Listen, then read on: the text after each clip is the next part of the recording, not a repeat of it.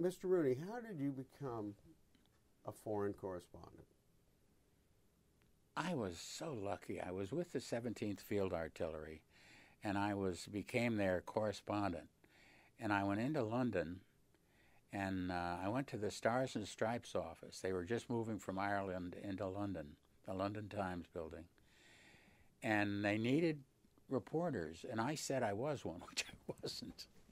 For instance, I worked for the Stars and Stripes, which was read, had a couple of million circulation, huge. And everybody in the Army read it. And it was of vital importance to say some sergeant was from Beloit, Illinois, or Wisconsin, wherever it is, because they cared more about that if the person was from their city. It was vitally important to say where somebody was from. I learned that from a couple of good reporters who were editors of the Stars and Stripes. You always got the name of the hometown. It was a good first start for me. My stuff got sent back to the United States. It was everywhere. It was great. I wrote my stories, and a lot of them appeared in the United States. They were written for the Stars and Stripes in Europe, but they appeared all over the country. They would let us know that there was going to be a raid, and Homer Biggert, great Herald Tribune writer, Gladwin Hill, New York Times, and Walter Cronkite, and I would get on a train. We'd go out to the First Army headquarters, and they'd take us to different bases, and we'd each do a story from one of the bases. And then we'd get together and come back into London and write our stories and have them published the next day. It was great.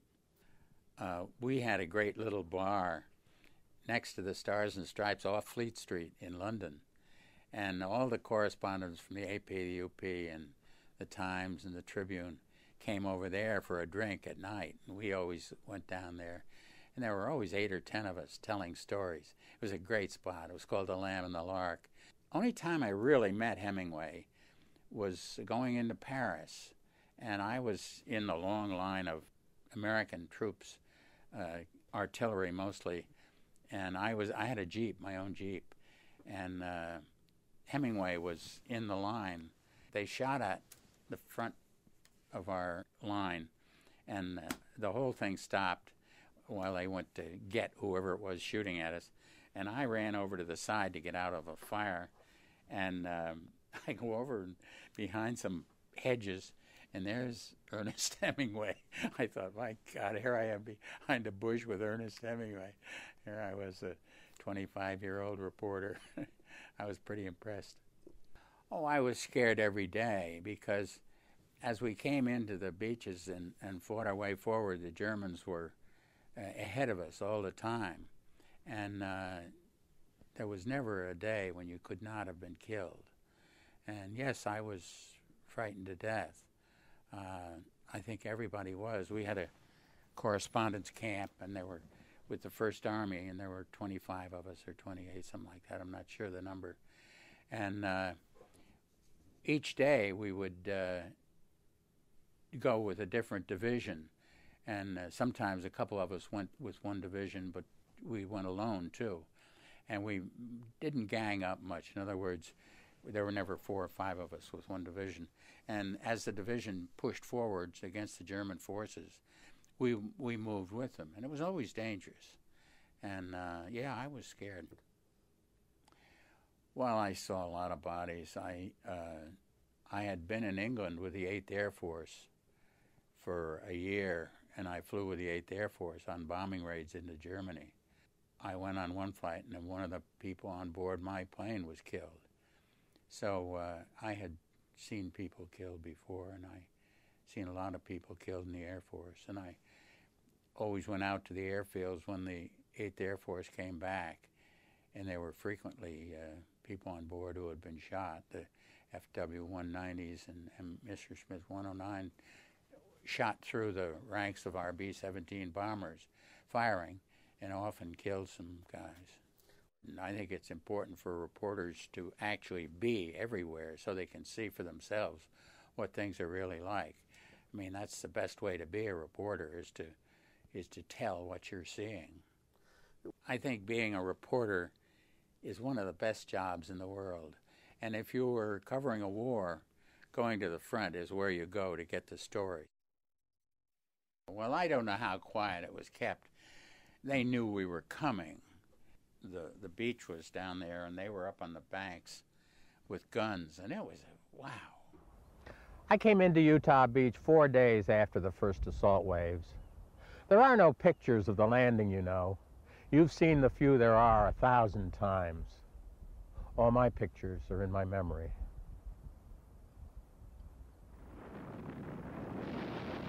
The dead had been laid out in rows, covered by blankets, their GI boots sticking out. I remember their boots, all so much the same, on boys, all so different. No one can tell the whole story of D-Day because no one knows it. Each of the 60,000 men who waded ashore that day knew a little of the story too well. To them, the landing looked like a catastrophe.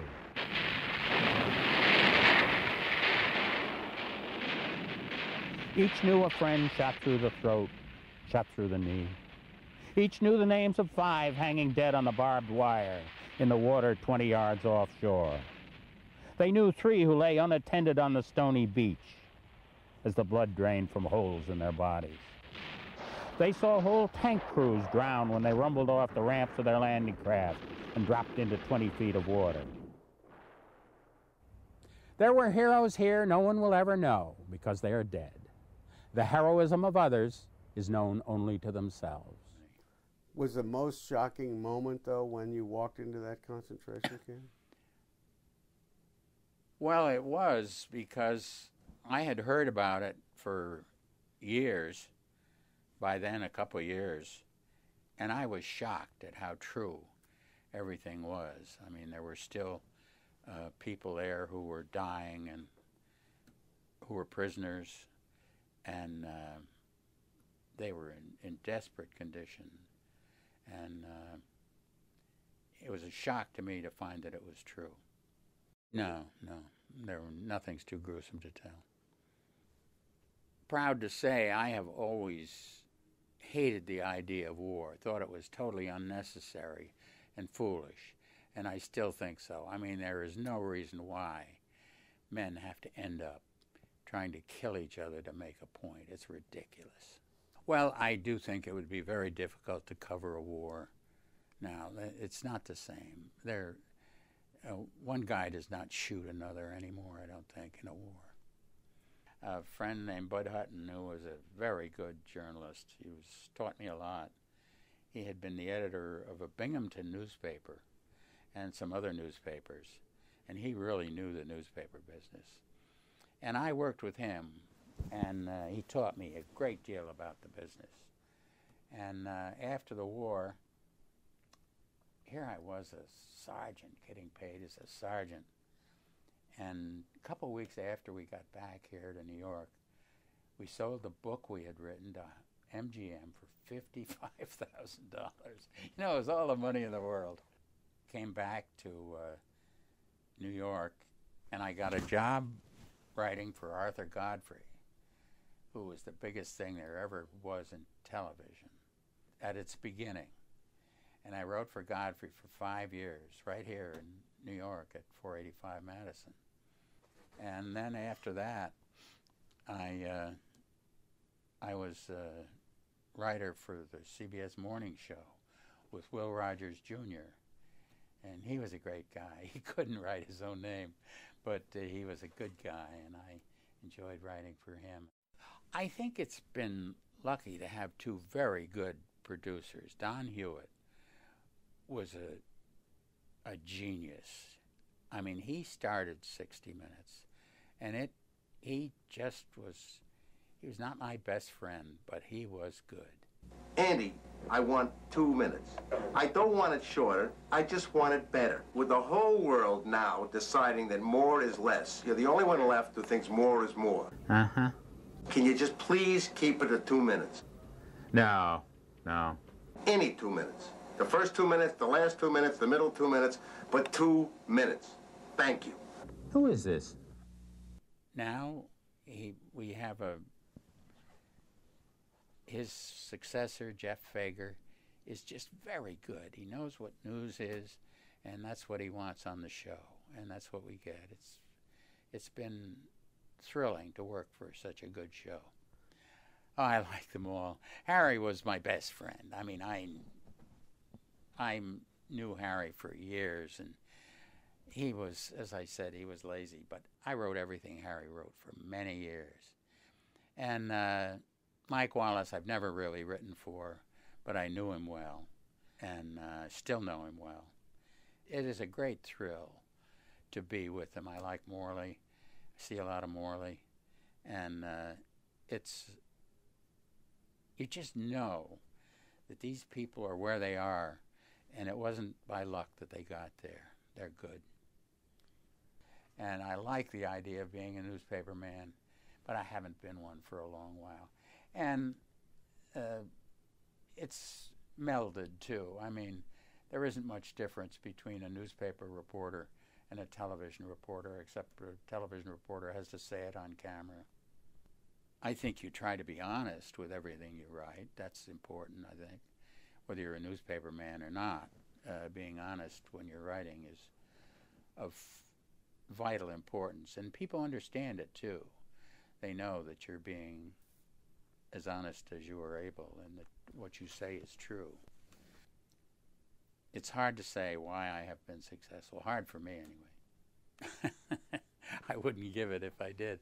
I don't want them to take my job, and they wouldn't want my advice anyway.